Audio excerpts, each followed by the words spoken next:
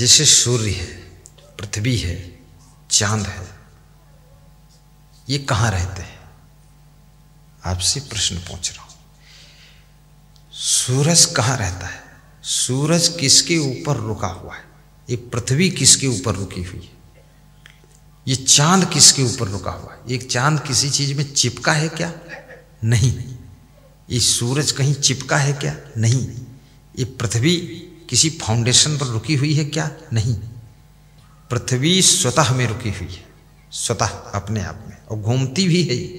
इतनी बड़ी पृथ्वी का राउंड हो रहा है, इसके राउंड होने से ही मौसम परिवर्तन होता है। ये सर्दी गर्मी बरसात आती है, ये चक्कर काटती है। अब तुम सोचते होगे इसको घुमाता कौन है, इसमें बेयरिंग कौन फिट किया, मोटर कौन लगाया, इतना चक्कर कैसे ले रही? ये सब स्वतः व्यवस्था है, ऑटोमेटिक है। सूर्य वो भी स्वतः में रुका हुआ है, चुंबकीय शक्ति के द्वारा एक दूसरे की तरफ ये खींचते नहीं है, सब यथास्थान रहते हैं।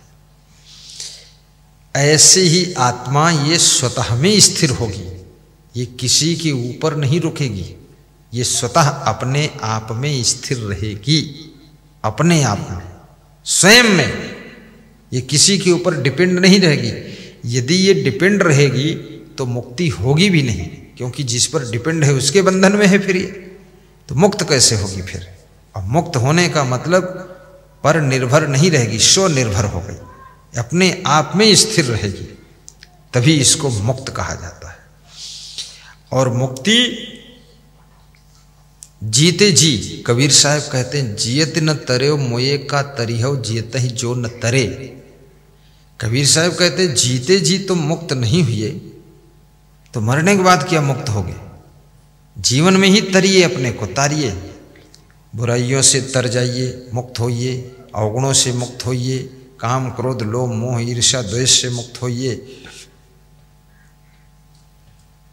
गलतियों से मुक्त होइए, मोह ममता से मुक्त होइए, आदतों से मुक्त होइए। जैसे आप शराब पीते, अब शराब यदि आपने छोड़ दिया, बस उसी दिन से तुम शराब से मुक्त हो गए। ऐसे ही इस संसार के प्राणी पदार्थों का मोह लोभ त्याग करने से तुम मुक्त हो जाते हो। कई बार आप किसी व्यक्ति को कहते हैं ना, अरे ये तो पूरे मुक्त रूप हैं, इनका कोई माया मोह नहीं है, हर चीज से मुक्त है, ऐसा बोलते हैं ना, उसकी रहनी गहनी से आपको लगता है कि आदमी मुक्त हो गया। अब ये आदमी कैसे मुक्त होगा जो एक छोटी सी बीड़ी के कारण बेचैन हो जाता है, खैनी सुंघनी तंबाकू के कारण बेचैन है, इसको चाय नहीं मिलती तो उसी में बेचैन हो जाता है, एक पायल अगर नहीं मिली तो पायल के कारण पति के पांव पर बेलन मार देती, ये कैसे मुक्त होगी आत्मा? ये बहुत कठिन काम हो गया। रोटी ठंडी हो गई, उसी में उलझ गया बहुत ज़्यादा, उसी ठंडी गर्म में ही ये गर्म हो रहा है, ये मुक्त कैसे होगी? बड़ा संतोष रखना पड़ेगा, ज्ञान में आ जाना पड़ेगा। प्रजात यदा संघर्ते चायम कूर्मो अंगानि सर्वस इंद्रियाणि इंद्रियार्थेभ्य तस्य प्रज्ञा प्रतिष्ठिता। प्रजात यदा कामान सर्वान् पार्थ मनोगतान आत्मन यो आत्मना तुष्टा स्थित प्रज्ञा तदा उच्यते यतेन्द्रिय मनोबुद्धि मुनि मोक्ष परायणा विगत इच्छा भय क्रोधा यह सदा मुक्ति युषा। श्री कृष्ण मुक्ति के बारे में कहते हैं, विगत इच्छा भय क्रोधा, जो जीते जी इच्छा भय और क्रोध को जीत लेता है, और यतेन्द्रिय मनोबुद्धि, जो अपने इंद्रिय और मन और बुद्धि को मुनि मोक्ष परायणा, जो आत्मचिंतन में आत्म मंथन में लगा देता है, ऐसा मोक्ष परायण मुनि विगत इच्छा भय क्रोधा, इच्छा भय क्रोध से मुक्त हुआ व्यक्ति यह सदा मुक्त युषा, वह जीते जी भी सदैव मुक्त ही है, मरने के बाद वो पूर्ण मुक्त हो जाएगा, जिसका ऐसा रहन सहन है। इसलिए कृष्ण भी कहते हैं कि जीते जी मुक्ति मिलेगी आपको। जग में सत्संग बिना मानो सम्मति गति पाना क्या जाने। जग में सत्संग बिना मानो सम्मति गति पाना। आसुरी प्रकृति के जो प्राणी सत्संग में आना क्या जाने। आसुरी वह लोग सत्संग में नहीं आते हैं जो राक्षसी प्रवृत्ति के लोग हैं। सत्संग उनको रुचिकर नहीं लगता है। तुम कहोगे सत्संग में चलो, वो नहीं आएंगे। तुम जब कहोगे उनको फिल्म देखने चलो, तुरंत चल देंगे, वो तुमसे आगे खड़े हैं। ये सत्संग पुण्य आत्माओं को ही रुचिकर लगता है, पापी आत्माओं को सत्संग में इंटरेस्ट नहीं आता है।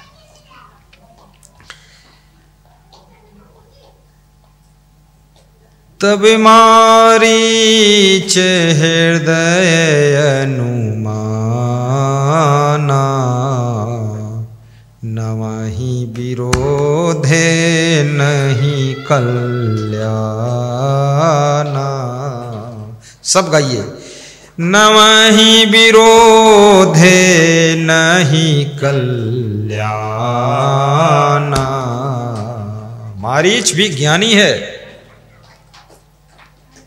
रावण का मामा है, पर ज्ञानी है। बहुत ज्ञान की बात कह रहा है कि 9 लोगों से विरोध करने वाले का कल्याण नहीं होता, वो बच नहीं सकता है। नंबर 1, शस्त्री शस्त्रधारी से जो विरोध करता है। दूसरे, मर्मी, जो तुम्हारे सब मर्म को जानता, भेद को जानता, रहस्य को जानता, तुम्हारी गुप्त प्रकट बातों को जानता है, उससे जो विरोध करता है वो भी फिर सुरक्षित नहीं रहता है। प्रभु और भगवान से विरोध करने वाले का कल्याण नहीं। प्रभु यानी अपने स्वामी से, गुरु से, इष्ट देव से, श्रेष्ठ देव से जो विरोध मान लेता है वो बर्बाद हो जाता है, क्योंकि फिर उसकी भक्ति का आधार बिंदु खत्म हो जाता है। इसलिए कभी स्वामी से विरोध मत मानिए। शस्त्री, मर्मी, प्रभु, सठ, सठ माने दुष्ट, दुष्ट से जो विरोध कर लेता है। दुष्ट तुमको कई प्रकार से सताएगा, तुम्हारे साथ जुड़ा भी रहेगा, तुम्हारा नुकसान भी करता रहेगा, बर्बाद करता रहेगा, तुम्हारे घर में तिकड़म बनाता रहेगा। सठ, धनी और धनवान व्यक्ति से विरोध करने वाला सुखी नहीं रहता है, क्योंकि धन भी एक शक्ति है। धन बहुत बड़ी ताकत है, धन बहुत बड़ा काम करता है और सभी जगह धन रास्ता खोल देता है।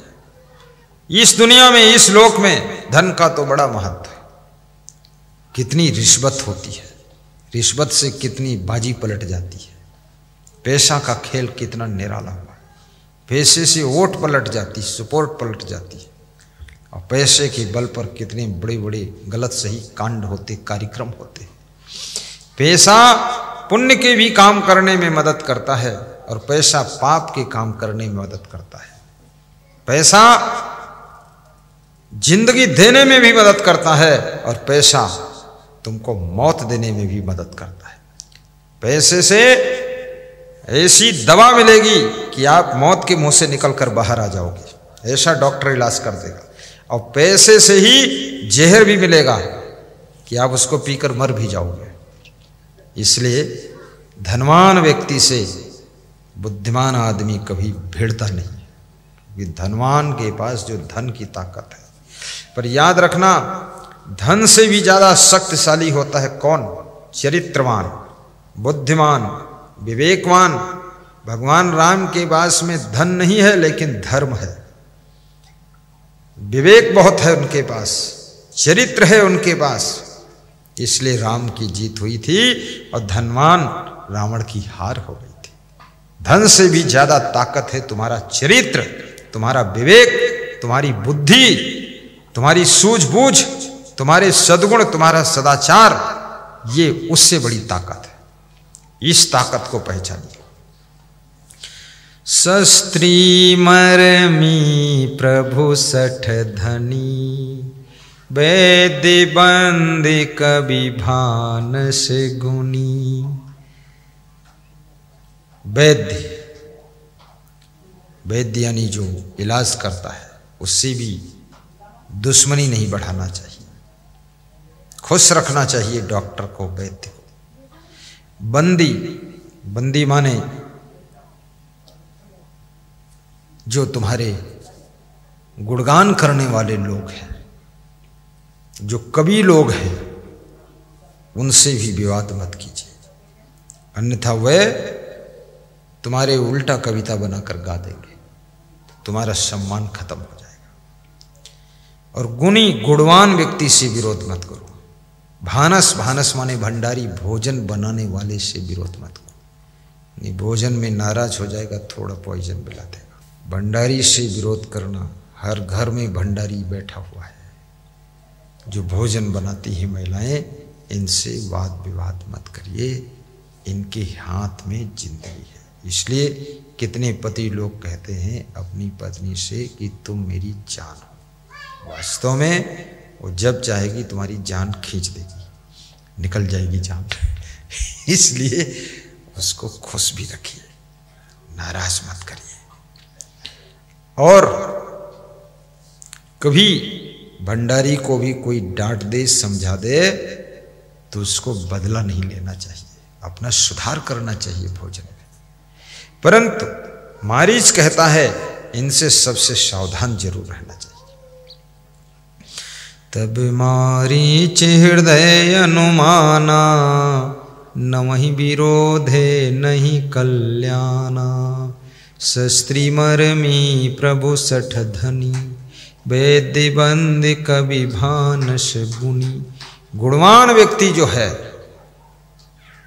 उसकी गम खा लीजिए, लेकिन उसको साथ में जोड़ कर रखिए, क्योंकि गुणवान तुम्हें सफलता दिलाता है, आप आगे की ओर बढ़ते हैं।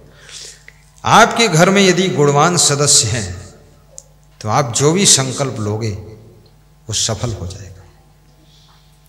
जिस गुरु के पास में गुणवान शिष्य है, वो गुरु जो प्लानिंग बनाता है उसमें सफल हो जाता है। और ये भी बड़े सौभाग्य से गुणवान पत्नी, गुणवान पति, गुणवान सास ससुर, गुणवान बेटा, गुणवान बेटी, गुणवान बहू, ये सब बड़ी किस्मत से मिलते हैं, गुणवान और बुद्धिमान। मानुष तेरा गुण बड़ा मान सनावे काज, हाण न होते आभरण तो चा न बाजन बाज।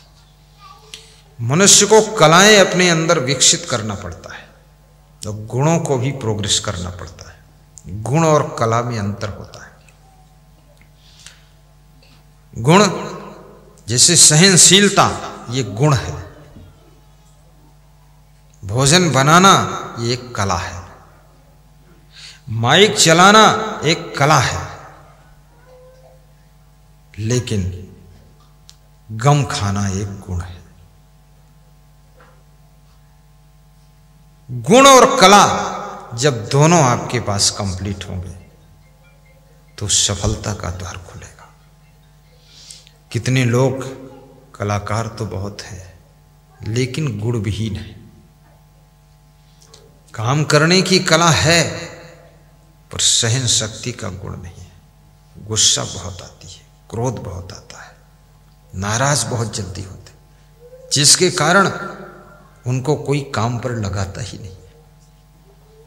एक सज्जन मेरे पास आए, बोले 20 जगह काम कर दिया हूँ, 20 जगह से निकाला गया हूँ। तो हमने कहा हुआ क्या? बोले जहाँ गया हूँ वहीं मारपीट किया हूँ। सहनशीलता का गुण है ही नहीं। काम तो बहुत अच्छा करता हूँ लेकिन सह नहीं पाता, बर्दाश्त नहीं होता, गम नहीं खा पाता।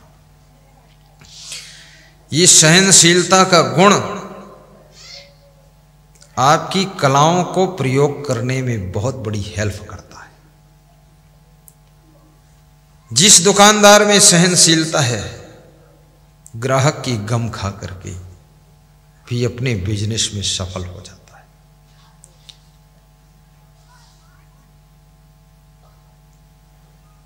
एक स्त्री कह रही थी कि बुढ़ापे में पता चला कि मेरा पति महान है। अगर ऐसा पति ना होता, इतना सहनशील, इतना गम खाने वाला, तो मुझको जरूर मार डालता। मैं बहुत गलतियां कर चुकी हूं और बहुत अपने पति को तंग किया है हमने, लेकिन इसने सब गम खा लिया है। गम खाने वाला पति मिल जाए सहनशील पत्नी मिल जाए तो घर टूटता नहीं है, जल्दी। और संतोष का गुण, ये भी बहुत बड़ा गुण है। शंकर जी के डमरू में 64 गुण थे, तो सोचिए फिर शंकर जी में कितने गुण होंगे। आज के आदमी में 2-4 गुण मिल जाए वही बहुत है, दुर्गुण ही दुर्गुण भरी हुई, कितने अवगुण है। और फिर भगवान का भजन गाता है तो कहता है, प्रभु मेरे अवगुण चित न धरो, ये भगवान मेरे अवगुण तुम देखो मत, बस स्वीकार कर लो, नकली सिक्का हूँ असली सिक्का हूँ, जो भी हूँ आप ले लो, प्रभु मेरे अवगुण चित न धरो। मनुष्य बुद्धिमान है, भगवान को भी समझाता है कि एक नदिया एक नार कहावे, मैलो नीर भरो। एक नदी है, एक नाला है, गंदा नाला, उसमें मैला पानी भरा है, और दोनों मिलकर एक वर्ण भय सुरसरी नाम परो। गंदा नाला जब गंगा नदी में मिल जाता है तो उस गंदे नाले के पानी को भी गंगा जल ही कहा जाता है। इसलिए प्रभु मैं तो मैला गंदा नाला हूँ, आप तो गंगा नदी हो, आप में अपने को हमको मिला लो, हम भी गंगा जल हो जाएंगे, लेकिन हमारे अवगुण देखो मत। अब वास्तव में अगर अवगुण, भगवान अवगुण देखेंगे तो फिर वो तुमको शरण भी नहीं दे पाएंगे। मेरा अवगुण भरा शरीर प्रभु कैसे तारोगे।